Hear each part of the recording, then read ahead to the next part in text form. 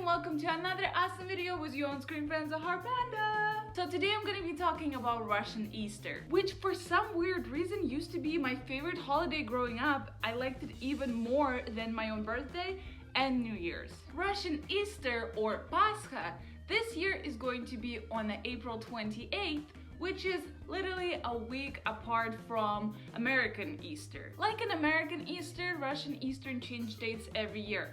It's not the exact same date, and sometimes they can be more far apart. Instead of just 1 week, it can be half a month. The reason why American and Russian Easter is not on the same day is because Russian Easter is coming from Orthodox Church. And it is celebrated slightly the same way, but not the same way at all. So Easter in Russia is purely religious. This is the most religious holiday. So therefore, there's no Easter bunny and there's no egg hunt or anything that deals with overselling a lot of candy. But they oversell different stuff, of course.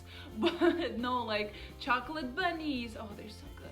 But none of that stuff. So on the day of Pascha, that's when the Lent ends. So it's like kind of big celebration where you are allowed to eat eggs, dairy, meat, and fish again. At this day and age, not a lot of Russian people go through with the Lent. The only person that I have ever known who was doing it, it was my mom. So the preparation of Pascha starts a little bit earlier than Pascha itself. So after doing my research, I found out that people usually clean the house a week like before Pascha, and they like literally dip clean it, which I never knew. And then people start coloring their eggs. So, you know, like in America, you get a hard-boiled egg, you dunk it in food coloring dye, and ta-da. However, according to the tradition, people used to, and until this day do, they color majority of their eggs with the red onion skins. So you boil it with the red onion skin, and they become such a burgundy red color representing Jesus' blood.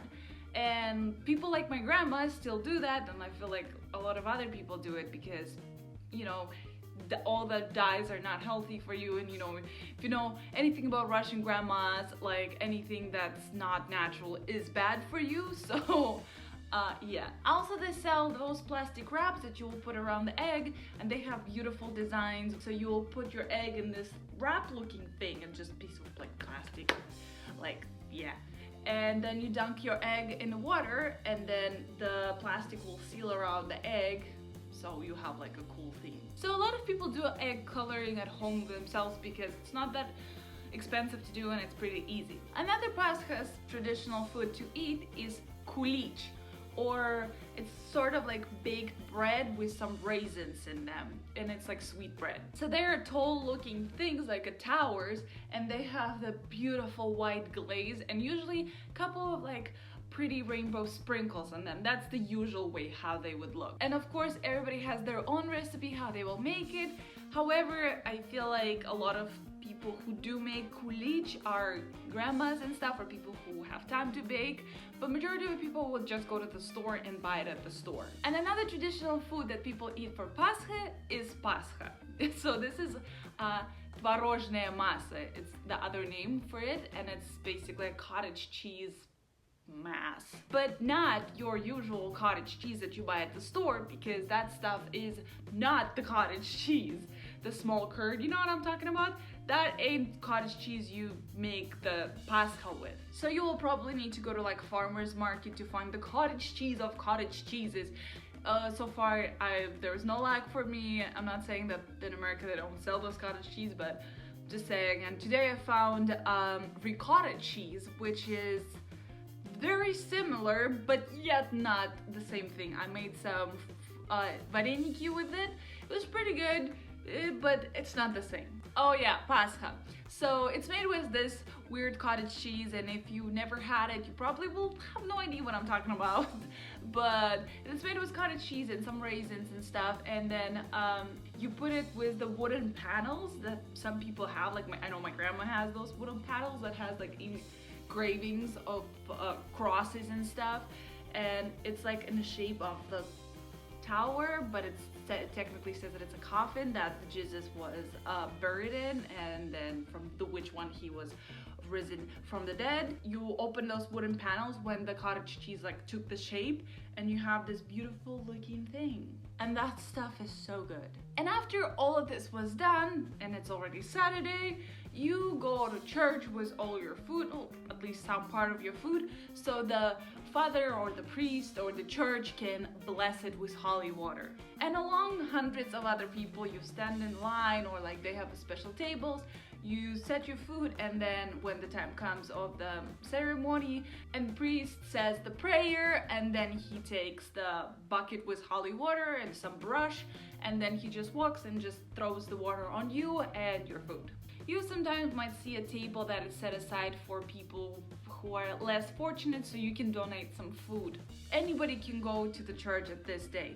Majority of Russian people don't go to church often. I feel like Pascha is sometimes the only day when they will enter the church through the entire year.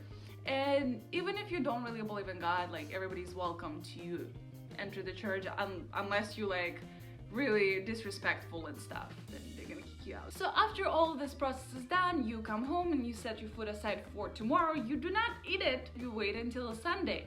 And then some people go to church for the big like event there. And I personally really don't have a lot of insights, and I feel like a decent amount of Russian people would not be able to tell you what this whole thing is about. And some people go and participate in this ceremony and stuff, but the only thing I remember is that we would broadcast this on TV, and I was not allowed to change the channel, so I would go to sleep listening to that stuff.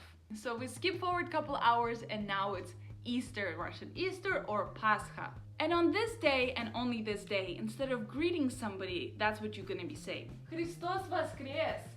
Воистину воскрес! Which translates to Christ is risen.